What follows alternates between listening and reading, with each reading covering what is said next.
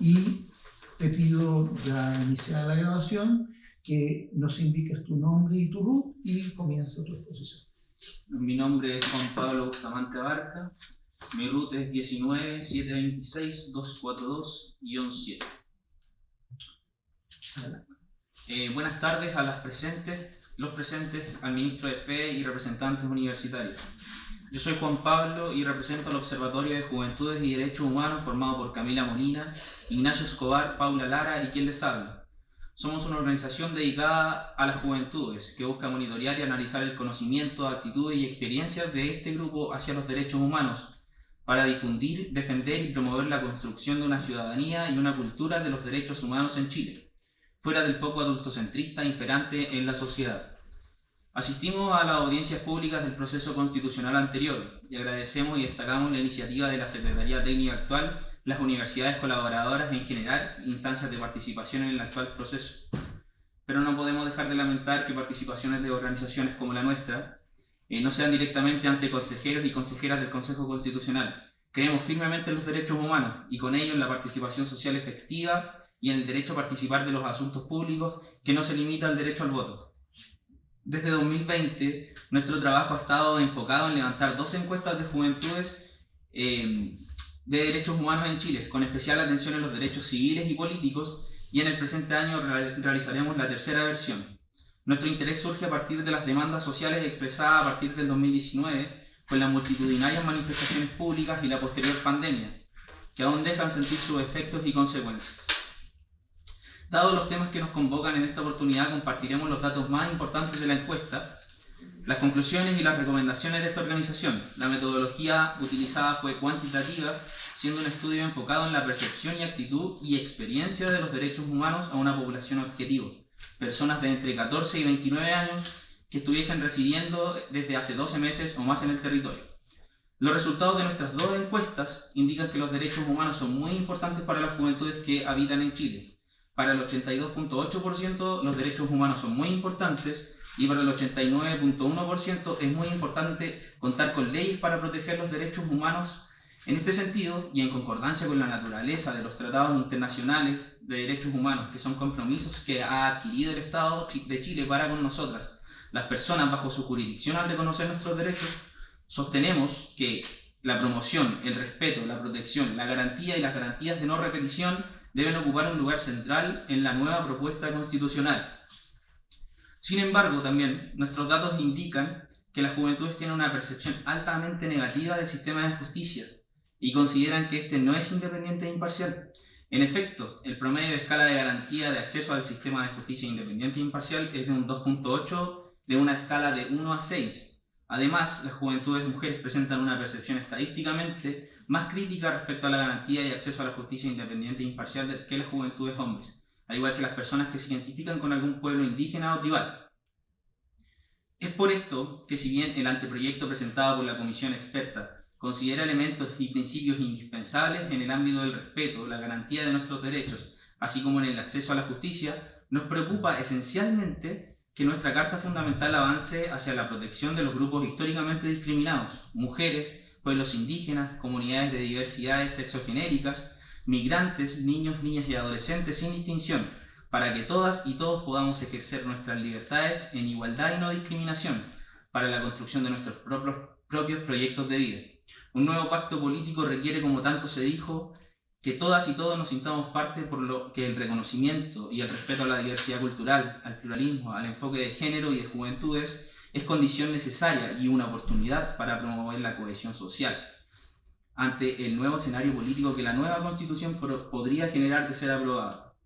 Preguntémonos en este espacio cuál es el rol que le toca a la Constitución para generar mecanismos que permitan reconstruir la confianza de nosotras, las personas jóvenes, en el funcionamiento del Estado democrático y la legitimidad de sus instituciones. Es por ello que se requiere que la nueva Constitución reconozca el derecho a la memoria, a la reparación y a las garantías de no repetición. Queremos ser parte de un pacto constitucional que esté comprometido y reconozca explícitamente el derecho a la justicia, la reparación y las garantías de no repetición ante las graves vulneraciones a las libertades de las personas, los derechos de los pueblos indígenas, a los derechos civiles y políticos que han acaecido en nuestra historia, tanto en la dictadura cívico-militar como en las manifestaciones de 2019 y 2020, con más de 400 víctimas de trauma ocular y otras vulneraciones a derechos humanos, junto con la desprotección histórica que sufren las mujeres y las disidencias que viven en el territorio por falta de acciones estatales, entre otros oscuros episodios históricos de violencia estatal contra la población. Junto a lo anterior, sostenemos que no podemos retroceder como país,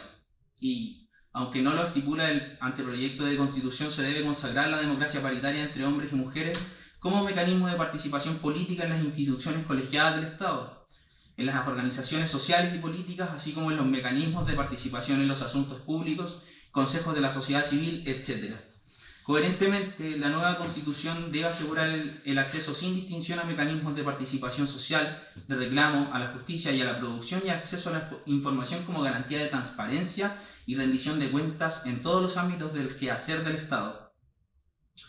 El Consejo Constitucional debe preguntarse cómo afrontar y qué lugar debe ocupar en la reflexión de nuestra sociedad los diversos actores que la componen.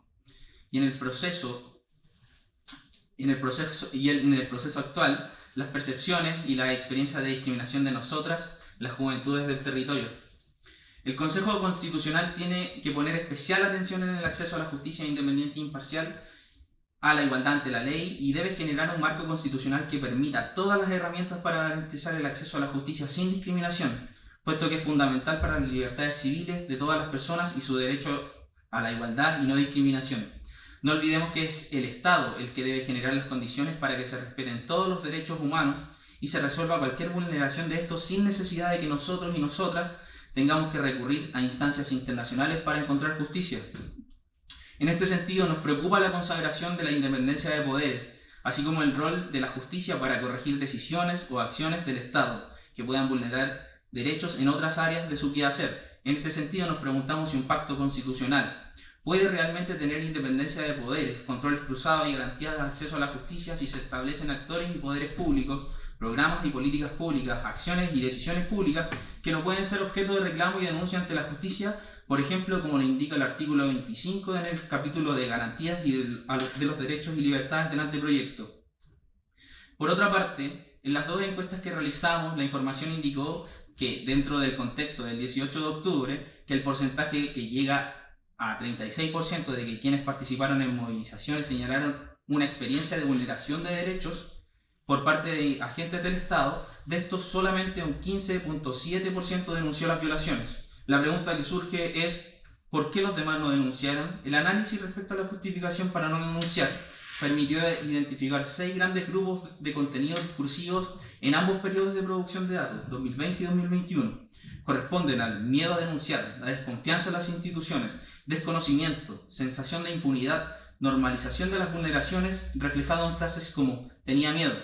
Si quien te vulnera es donde tienes que denunciar, ¿qué sentido tiene? No sabía cómo hacerlo. Todo iba a quedar en nada. Hay casos peores.